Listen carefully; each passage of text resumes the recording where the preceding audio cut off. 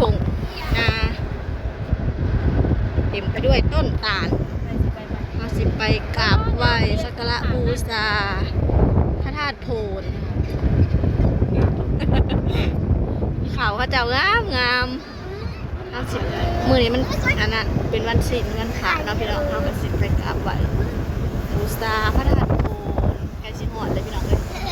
สัญลักษณ์พันธงพันโพนก็คือต้นตาลป่ายวันทางก็ได้ปุ๊บเมื่อนี้บ่ได้หลายคนปุ๊บอายกับน้องเพิ่นนะฮะเขาใส่แต่งามบุญกลางคืนน้องมะนาวน้องเทพไทยแล้วก็สัมปนีไอ้บางพี่น้องสะแทนชาฟ้าบ่ได้มา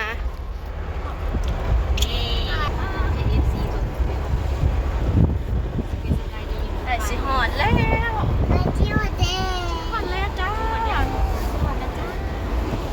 ก็เดินทางมาหอดแล้วพี่น้องเอ้ยคนหลายคนมาหลายรถเต็มเลยพี่น้อง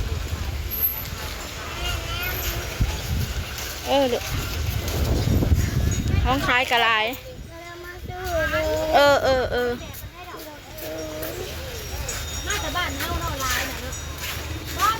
ท้องคล้ายกระไรพี่น้องเอ้ยแต่นั่งรถเขาเจอสีขาวท้องฟ้าแจ่มใสวิวงามเห็นเราเอาลงอยู่หันแม่ปีนลูกชิ้นแซ่บกันมาลูกชิ้นแซ่บกันมาคือเขาบ่มีเงินซื้อเขาก็สิได้ไปเนมถึงฝ่ายเราหานขายของขายเครื่องก็เต็มหอยเดียวนี่ฮะชื่อจนเบิดเถอะว่านนี่ก็ได้บ่คอยลงใส่บาทเจ้าข้าเจ้าเห็ดลวดเห็ดลายเลยเนาะมาทั้งเทิงนะข้าเจ้าเริ่มมันนั่นแก้ลายเลยสางเริ่มแก้ลายเลย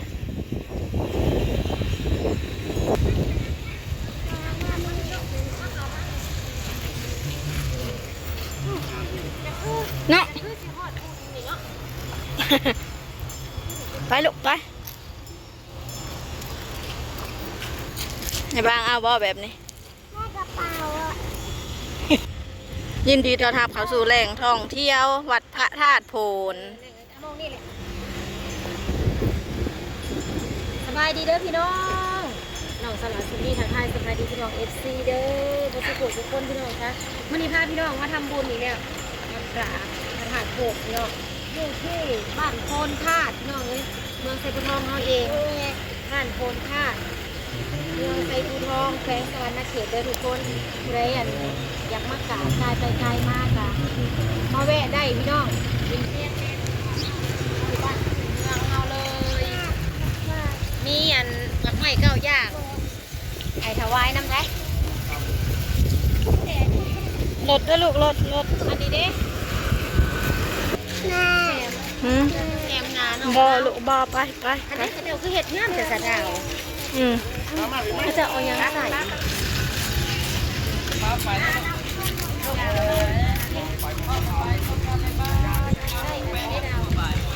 ได้ยังได้ยัง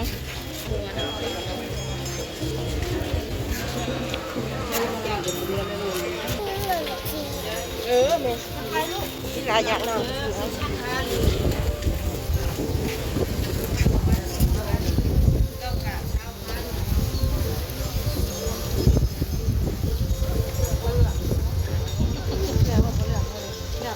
เลือกมาถืองามเบิ่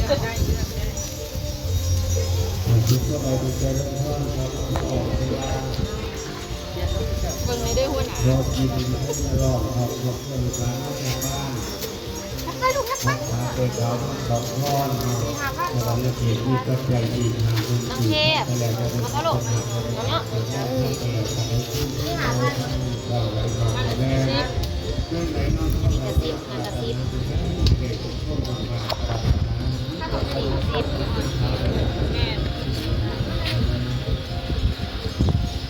อันนี้กระซิบพันเช้าเดี๋ยวโดยเรียกเอาหน้าไว้พี่มันก็คืน รยากาศดีพี่น้องเอ้ยมื้อนี้เป็นวันศีลวันพระเนาะคนก็สิหลายนี่เฮาก็ไปบูชาเอาดอกไม้ครับขันหมากเบงเครื่องไปคนโบราณปันไดเนาะตัวเองแน่ใครจุดถูกกันนี่คอนะคอแหละเจ้าคอจะเป็นดีๆเด้อเป็นยังสีเนาะเป็นสื่อเด้อเจ้าสิเขาเงียบ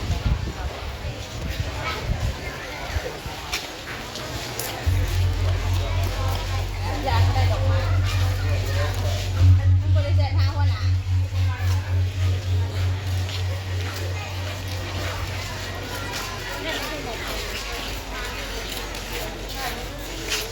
ดวนค่ะดวนดอกไม้ตัดงามงามเหรอ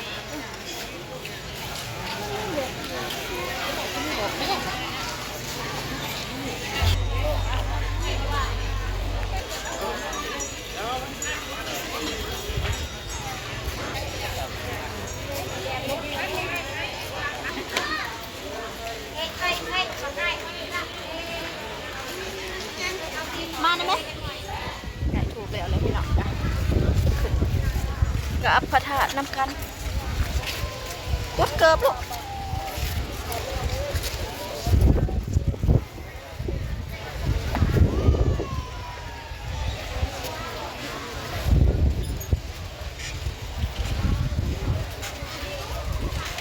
นั่งลงนั่งนี่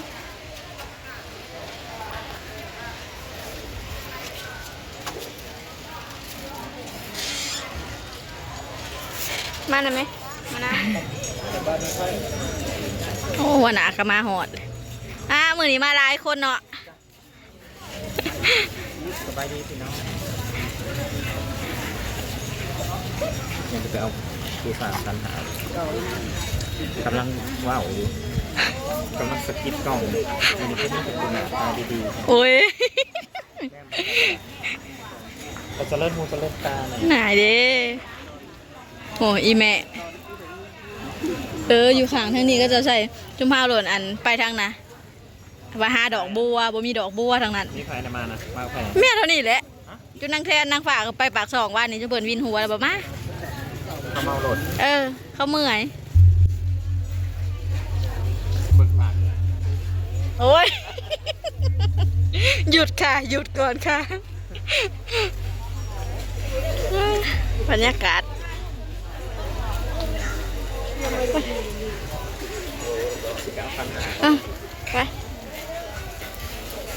เพราะเหนื่อยแล้วเป็นการงงเนาะ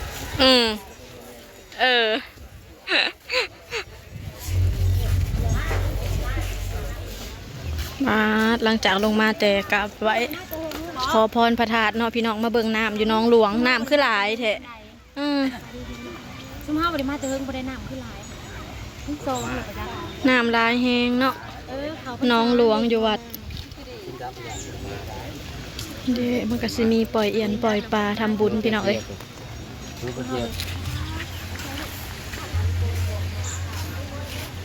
ป่าโบเบียอยู่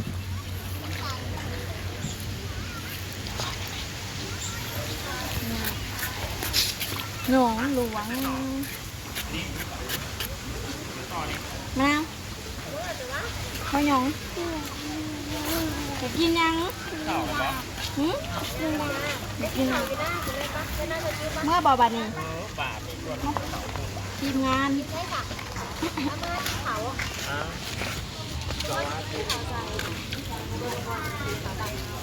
กินน้ำมะฮุ่งกินน้ำมะฮุ่งหมูอึดลูก